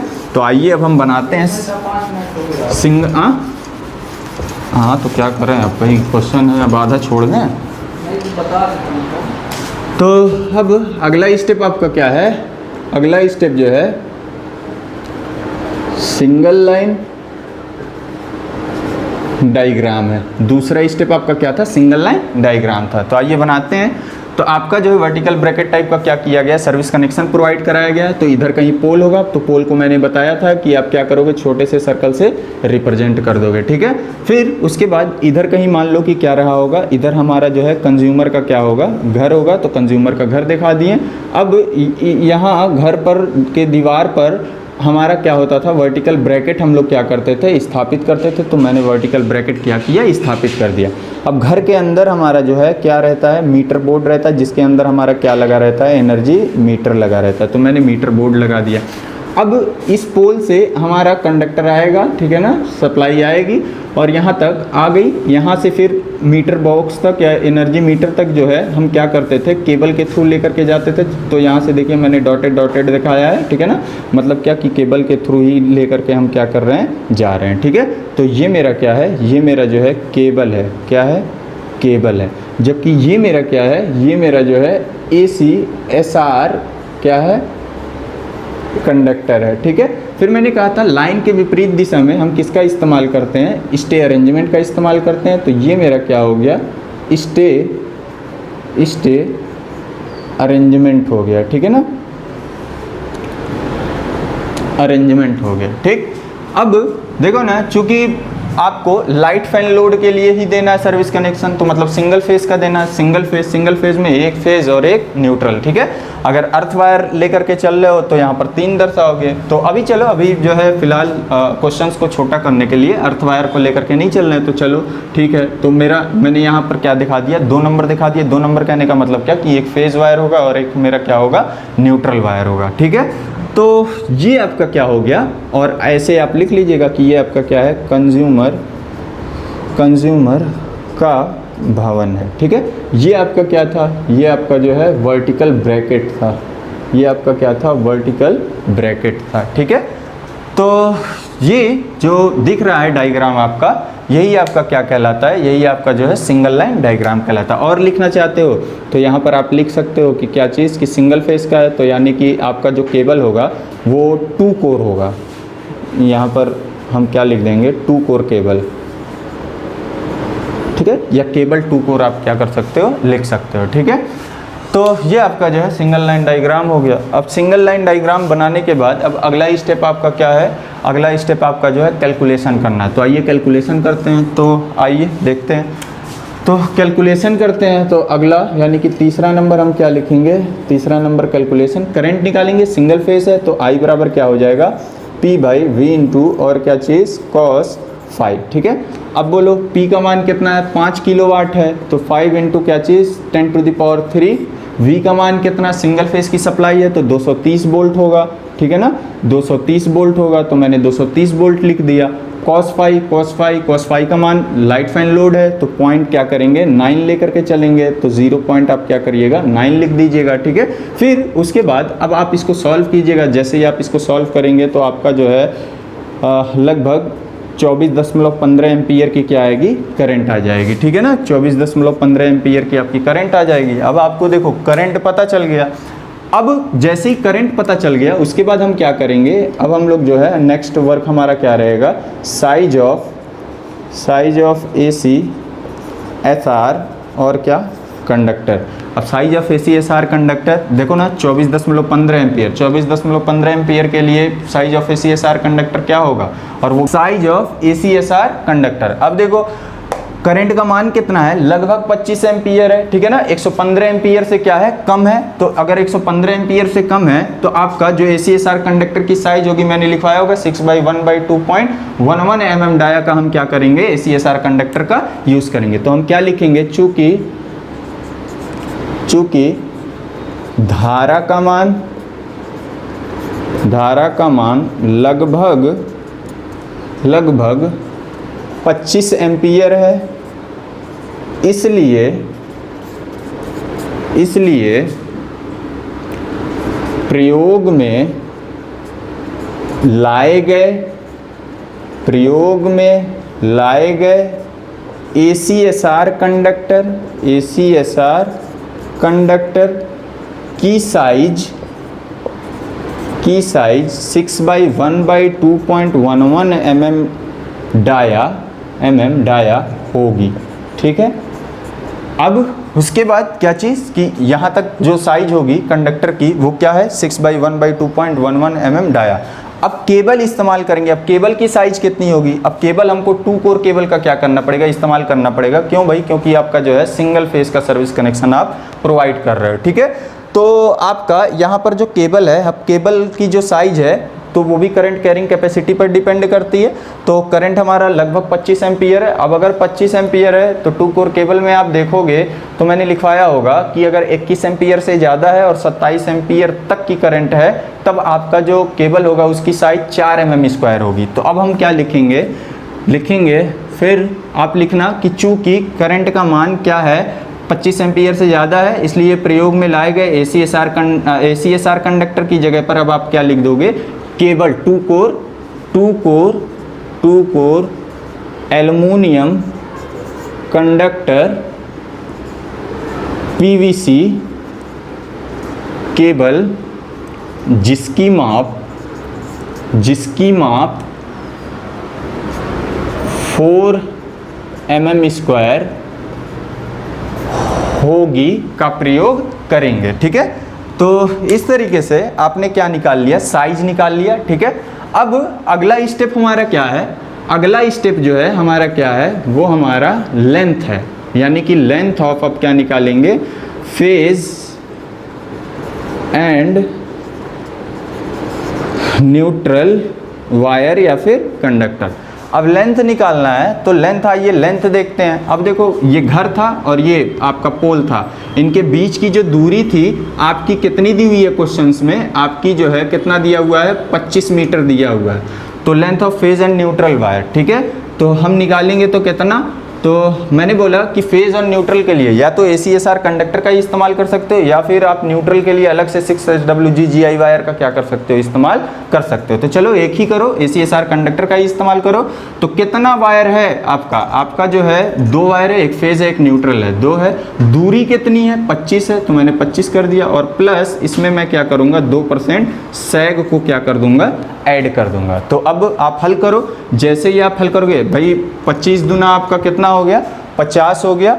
अब 50 का 2% निकालो, तो 50 का 2% निकालोगे भाई, सबसे पहले देखो ये 50 हो गया। अब उसके बाद इसी 50 का आप क्या करो, 2% निकालो, यानी कि 2 बटा आप क्या करोगे, 100 करोगे, निकालने आता है ना, 50 दूना क्या चीज़ 100 और 2 एक नम क्या 2। तो आपका कितना आ गया, 1 आ गया, यानी कि 50 ये आया था और 2% सैग जोड़ा तो कितना हो गया, 1 हो गया। तो यानी कि टोटल आपका कितना हो जाएगा, टोटल लेंथ कितनी हो जाएगी, 51 मीटर। कितना हो जाएगा, 51 मीटर हो जाएगा, ठीक है। ये आपका जो है फेज और न्यूट्रल कंडक्टर या फिर वायर की आपकी क्या निकल गई, लेंथ निकल गई, ठीक है। अगर आप अर्थ वायर इस्तेमाल कर रहे हो तो अर्थ वायर की आप लेंथ भी क्या कर सकते हो, यहाँ पर कैलकुलेट कर सकते हो। तो चलो अब इसके बाद अगला आपका क्या है, लेंथ ऑफ क्या चीज़, length of cable, length of cable.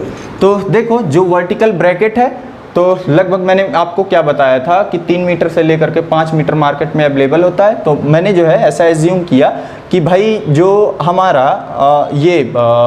जो वर्टिकल ब्रैकेट है वो 3.5 मीटर है, ठीक है। और एनर्जी मीटर के फिर एनर्जी मीटर यहाँ पर लगा हुआ है, घर के अंदर लगा हुआ है। तो यहाँ से यहाँ तक मैं केबल का जो लेंथ है वो लगभग एज्यूम कर ले रहा हूँ कि कितना है, 10 मीटर है। कितना है, 10 मीटर का हम इस्तेमाल करेंगे। तो हमने क्या लिख लिया, 10 मीटर। भाई मैंने मान लिया कि यहाँ से ले करके यहाँ तक का पूरा जो लेंथ है मेरा, वो मेरा कितना है, 10 मीटर है, ठीक है ना। मैंने इसी में ऐड कर लिया है। मैंने बोला था ना कि केबल के दोनों सिरों पर जो है केबल को टर्मिनेट करने के लिए 2 मीटर का क्या करेंगे, लूप बनाएंगे। 1 मीटर इधर से, 1 मीटर इधर से, या 2 मीटर इधर से, 2 मीटर इधर से। तो मैंने टोटल वो ऐड करके लिख लिया है कि आपको कंफ्यूजन ना हो। सीधे सीधे मैंने क्या लिख लिया कि लेंथ ऑफ केबल मेरा कितना हो गया, 10 मीटर हो गया। तो यहाँ पर अब देखो, length of phase and neutral wire निकल गया, लेंथ ऑफ केबल निकल गया, ठीक है। अगर आप चाहते हो अर्थ वायर, तो अर्थ वायर भी आप क्या कर सकते हो, इसी में इंक्लूड कर सकते हो। मतलब अब आप अलग से लिख सकते हो लेंथ ऑफ क्या चीज़, अर्थ वायर।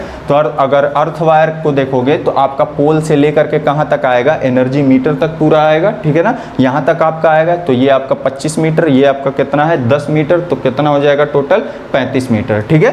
तो अगर लिखना चाहते हो तो लिख लो, अगर नहीं लिखना चाहते हो तो कोई बात नहीं। तो चलो, अगर लिखना चाहते हो तो आप लिख लेना। मैं यहाँ पर ले करके चल रहा हूँ लेंथ ऑफ क्या चीज़, अर्थ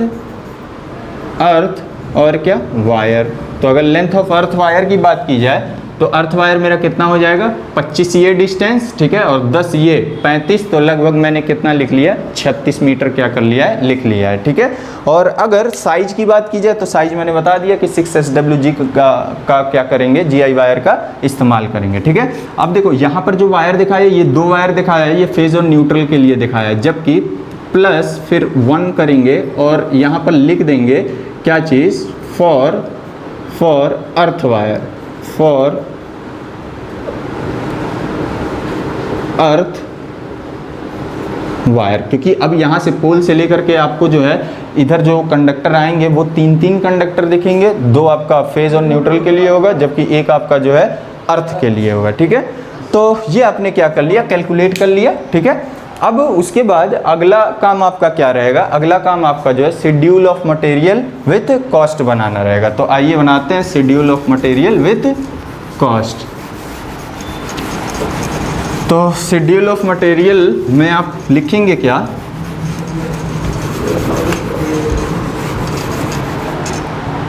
तो ये पूरा मिटा देते हैं।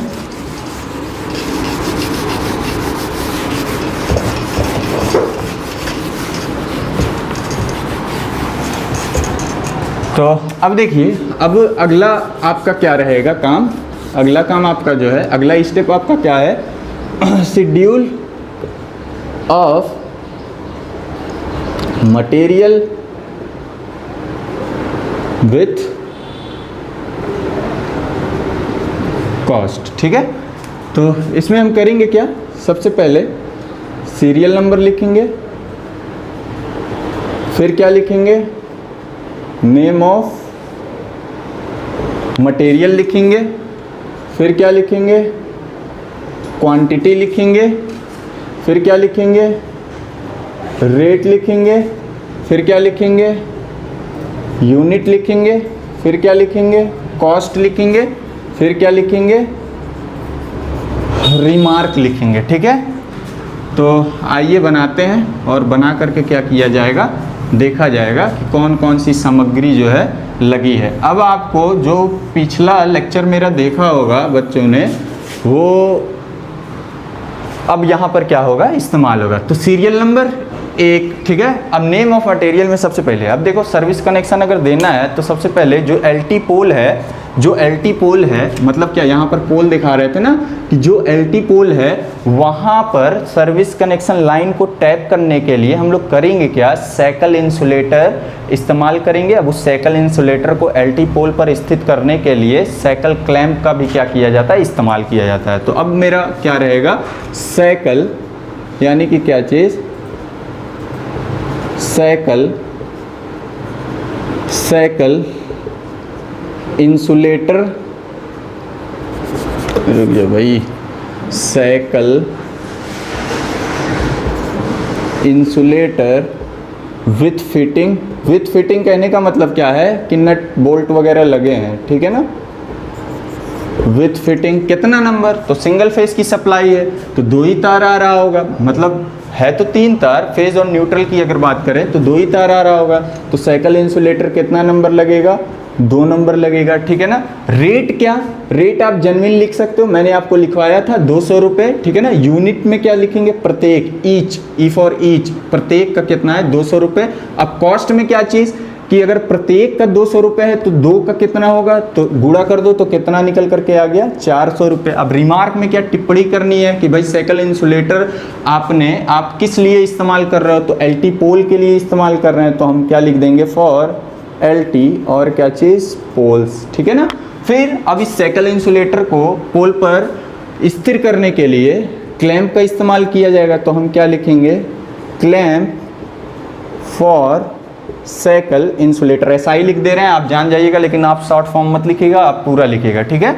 तो अब क्लैंप जितना इंसुलेटर उतना क्लैंप, मतलब क्या 2 नंबर, ठीक है ना। और प्रत्येक का दाम कितना, 50 रुपये मैंने मान लिया है, और यहाँ पर ईच यूनिट में लिख देंगे तो टोटल कितना हो जाएगा, एक का अगर 50 रुपये तो 2 का कितना हो जाएगा, 100 रुपये हो जाएगा, तो 100 रुपये। और ये भी किसके लिए, फॉर एलटी पोल, या फिर आप क्या लिख सकते हो, सपोर्ट फॉर साइकिल इंसुलेटर, ठीक है ना, कुछ भी आप लिख सकते हो।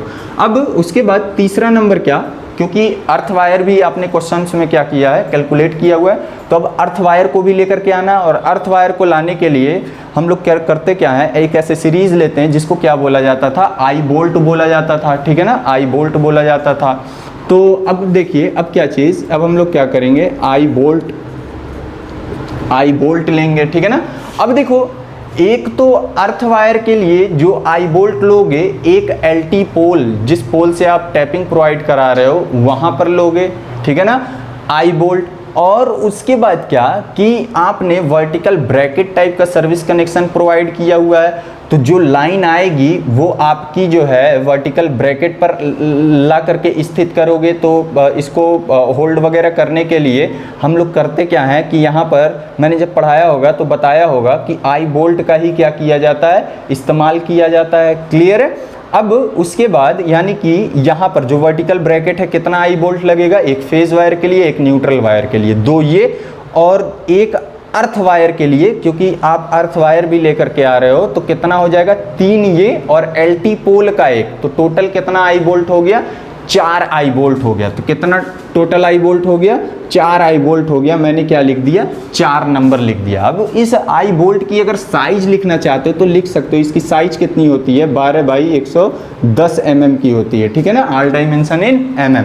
अब उसके बाद रेट की अगर बात कर ली जाए तो प्रत्येक का दाम कितना है, 20 रुपये, ठीक है ना। तो यहाँ ईच लिख दिया, अब टोटल कितना हो जाएगा, 80 रुपये हो जाएगा, 80 लिख दिया, क्लियर है। अब यहाँ रिमार्क में हम क्या क्या लिखेंगे, रिमार्क में हम लिखेंगे क्या चीज़ कि फॉर अर्थ वायर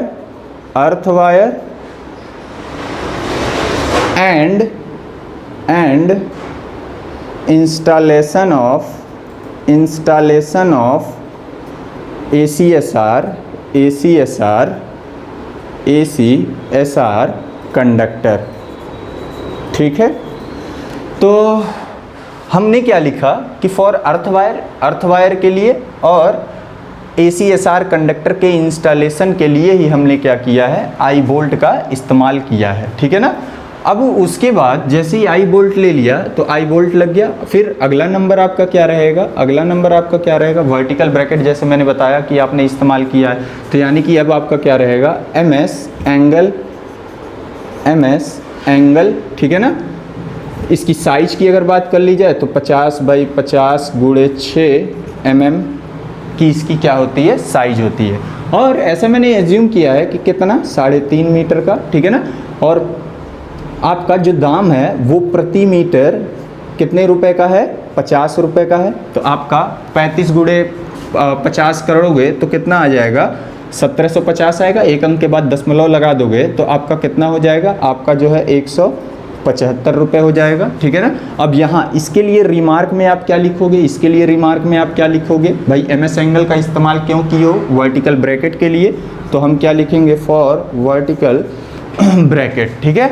अब देखो उसके बाद क्या चीज़, अगला नंबर वर्टिकल ब्रैकेट आ गया, दीवार पर अब स्थित करना है तो आपको एक ऐसी सीरीज और इस्तेमाल करनी पड़ेगी जिसको क्या बोला जा रहा था, रैग बोल्ट बोला जा रहा था। ठीक है, तो रैग बोल्ट जो है, एक तो आपने दीवार पर स्थित किया है, ठीक है, मैंने क्या बोला, एक तो आपने जो है इस वर्टिकल ब्रैकेट को दीवार पर स्थित करने के लिए रैग बोल्ट का इस्तेमाल किया, जिसकी संख्या कितनी होगी, 3 रैग बोल्ट का हमने क्या किया, 3 रैग बोल्ट का इस्तेमाल किया। और एक कंज्यूमर के परिसर में या घर के अंदर एनर्जी मीटर को रखने के लिए मीटर बॉक्स लेंगे। अब उस मीटर बॉक्स के कितने कोने, 4 कोने, तो प्रत्येक कोने पर भी क्या किया जाता है, रैग बोल्ट का इस्तेमाल किया जाता है, यानी कि 4 ये और 3 आपका वर्टिकल ब्रैकेट के लिए, तो टोटल कितना हो जाएगा, 7 हो जाएगा। यानी कि मैं क्या लिखूंगा अब, रैग बोल्ट, ठीक है ना, कितना नंबर रहेगा, 7 नंबर रहेगा, 7 नंबर रहेगा। प्रत्येक का दाम कितना है, 20 रुपये, ठीक है ना, ईच। अब टोटल आपका कितना हो गया, एक का दाम अगर 20 है तो 7 का कितना हो जाएगा, 140 रुपये हो जाएगा। तो मैंने क्या लिख दिया, 140 लिख दिया। अच्छा, रिमार्क में आप क्या लिखोगे, रिमार्क में हम क्या लिखेंगे, फॉर किसके लिए, फॉर वर्टिकल ब्रैकेट एंड, या इधर ही आगे लिख दो, for vertical bracket and metre board, ठीक है ना, वर्टिकल ब्रैकेट और मीटर बोर्ड के लिए ही जो है हमने 7 नंबर का रैग बोल्ट क्या किया है, इस्तेमाल किया है। अगर इसकी भी साइज लिखनी है तो आप लिख सकते हो, इसकी साइज कितनी होती है, 12 गुणे 150 mm की होती है, ठीक है। अब उसके बाद रैग बोल्ट हो गया। अब देखो, अब यहाँ पर दीवार पर आकर के स्थित कर दिया, अब इसको सपोर्ट चाहिए वर्टिकल ब्रैकेट को, तो लाइन के विपरीत दिशा में हम लोग क्या करते थे, स्टे वायर वगैरह लगाते थे। अब स्टे वायर को अब जो कंज्यूमर का छत होगा उस पर ला करके टिकाने के लिए जो है एक ऐसी सीरीज और इस्तेमाल की जाती है जिसको आई रैग बोल्ट के नाम से क्या किया जाता है, जाना जाता है। क्योंकि जो आपका अर्थ स्टे वायर होगा उसका एक सिरा वर्टिकल ब्रैकेट पर आई बोल्ट लगा करके क्या कर दोगे, बांध दोगे, जबकि दूसरा वाला सिरा हम क्या करेंगे, दूसरा वाले सिरे से हम आई रैग बोल्ट लगा करके क्या करेंगे कि छत पर स्थित कर देंगे। तो यानी कि अब अगला नंबर क्या रहेगा आपका, अगला नंबर आई रैग बोल्ट, कितना नंबर भाई आपका, 1 नंबर, और एक का दाम कितना है, 20 रुपये। तो मैंने क्या किया, ईच लिख दिया 20 रुपये, ठीक है ना। फॉर स्टे अरेंजमेंट, स्टे और क्या चीज़, अरेंजमेंट के लिए, ठीक है। अब उसके बाद इसकी भी साइज होती है, सेम साइज है, रैग बोल्ट आई रैग बोल्ट की साइज क्या होती है, सेम होती है। फिर अगला नंबर आपका क्या चीज़, अगला नंबर आपका क्या चीज़ कि अब स्टे अरेंजमेंट पे आ जाते हैं। अब स्टे अरेंजमेंट पे आएंगे तो आपको मैंने बताया होगा कि आप क्या करोगे, GI थिम्बल का इस्तेमाल करते हो, तो आपने क्या लिख दिया, GI थिम्बल, ठीक है ना। GI थिम्बल कितना नंबर भाई, GI थिम्बल आप देखोगे पोल रहता है, पोल को सपोर्ट देने के लिए स्टे अरेंजमेंट किया जाता है, ठीक है। स्टे वायर रहता है और इधर आओगे तो आपको ए शेप का कुछ इस तरीके से दिखता है, इसी को क्या बोलते हैं, थिम्बल बोलते हैं। और ये GI का बना होता है, इस वजह से इसको GI थिम्बल बोला जाता है। तो कितना नंबर, 1 नंबर, ठीक है ना। और इसका भी दाम मैं मान करके चल रहा हूँ कि कितना रुपये है, 20 रुपये, ठीक है ना, प्रत्येक का। तो यहाँ पर भी कितना हो गया, 20 रुपये हो गया, ठीक है, फॉर स्टे अरेंजमेंट के लिए, ठीक है।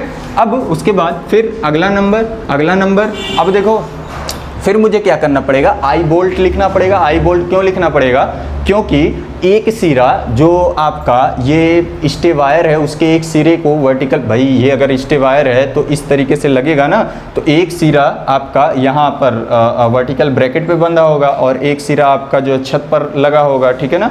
तो वर्टिकल ब्रैकेट पर भी ला करके बांधने के लिए आई बोल्ट का क्या करते हैं, इस्तेमाल करते हैं, ठीक है। तो इसी में आप क्या कर सकते थे, लिख सकते थे, तो इसी में आप क्या कर देना, लिख देना। नहीं तो यहाँ से अगर अलग से लिखना चाहते हो तो आप क्या कर सकते हो, लिख सकते हो। तो चलो यहीं पर लिख देना, तो आपका ये टोटल कितना हो जाएगा, 5 नंबर हो जाएगा। तो यहाँ पर सिर्फ और सिर्फ क्या हो जाएगा, दाम बढ़ जाएगा 20 रुपये और मतलब 100 रुपये हो गया, ठीक है। फिर उसके बाद GI थिम्बल हो गया। अब मैंने बताया कि आप जो है स्टे वायर का इस्तेमाल करोगे जिसकी साइज कितनी होती है, 7/16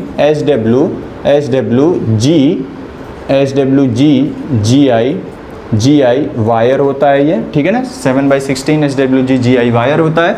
कितना मीटर, मैं ऐसा एज्यूम कर ले रहा हूँ कि 4 मीटर जो है मैं लेकर के चलूँगा, तो 4 मीटर मैंने लेकर के चला।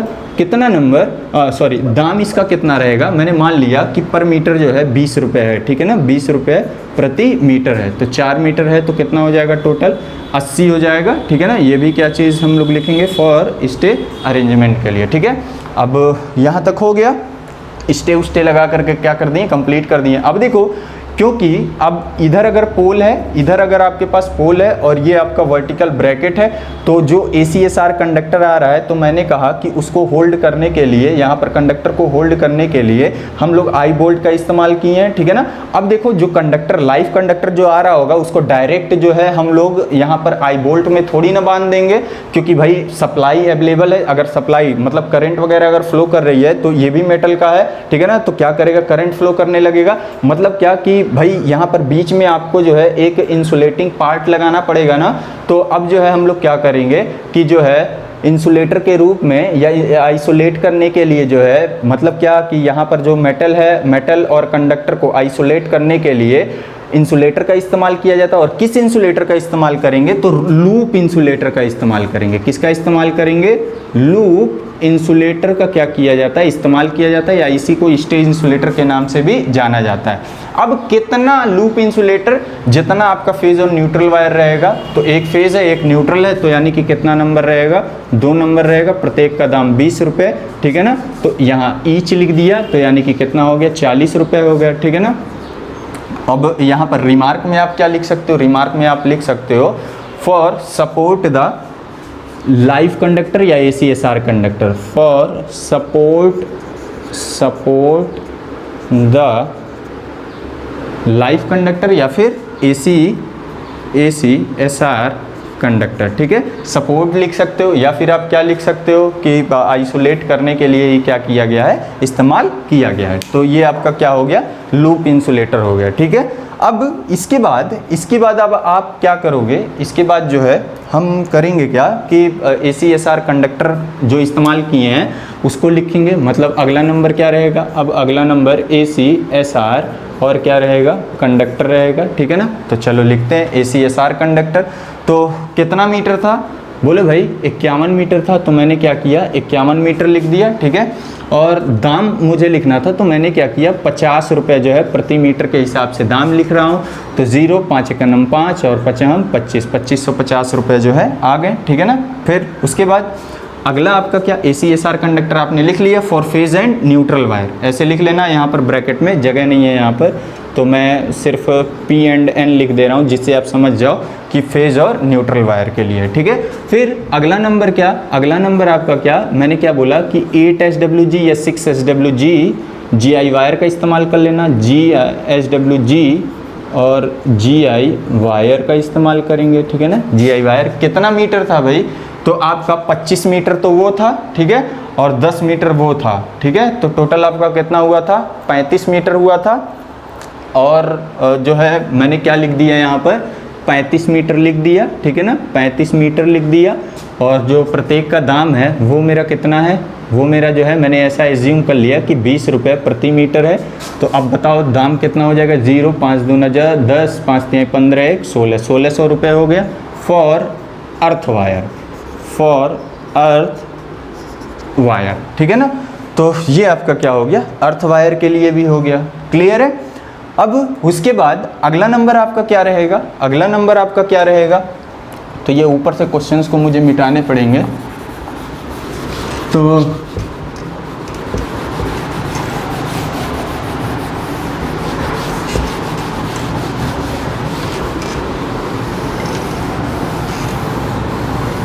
आइए अब देखते हैं।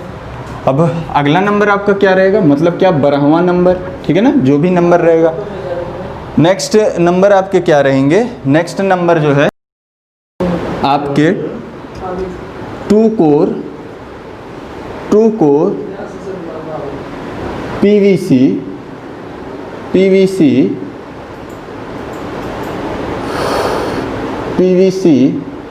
एल्युमिनियम कंडक्टर केबल का क्या कर रहे थे, इस्तेमाल कर रहे थे, ठीक है।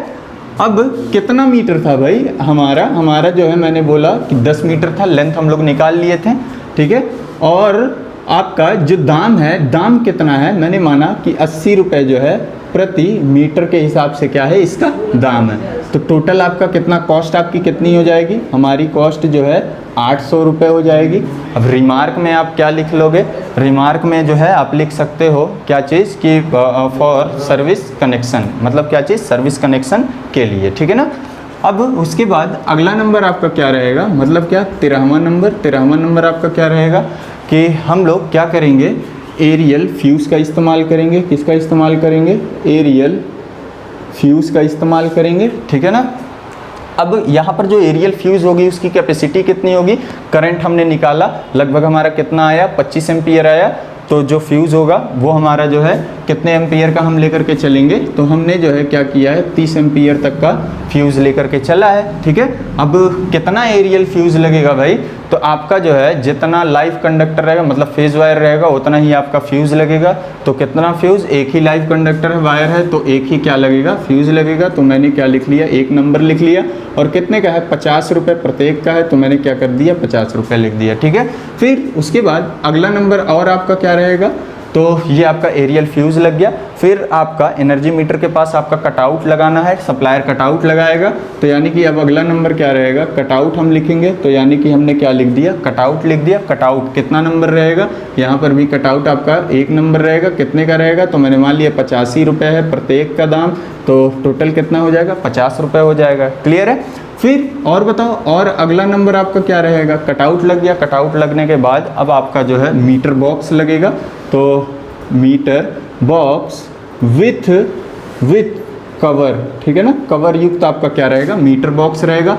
कितना नंबर भाई आपका मीटर बॉक्स, तो एक ही नंबर आप क्या करेंगे, मीटर बॉक्स लेंगे, ठीक है। तो आपका मीटर बॉक्स एक नंबर हो गया। कितने का है, तो मैंने मान लिया है कि 200 रुपये प्रत्येक का दाम है, तो टोटल कितना हो जाएगा, 200 हो जाएगा, एक ही है, ठीक है।